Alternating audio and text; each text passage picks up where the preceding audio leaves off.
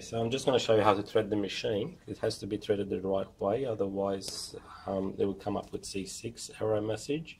So basically you put the cotton there, there's a stopper to stop the threads from coming out. So you just grab the threads, there's a diagram how to rethread it. You go in front of that guide there and it goes around like that.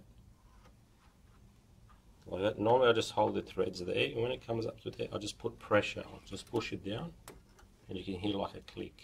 If the presser foot is down you hear the click, if the presser foot up you won't hear the click. But you need to put pressure because there's a spring, it needs to be pulled down. Wait, you haven't seen the best part yet. Here are some amazing offers and specials available for one time only. You can't afford to miss it.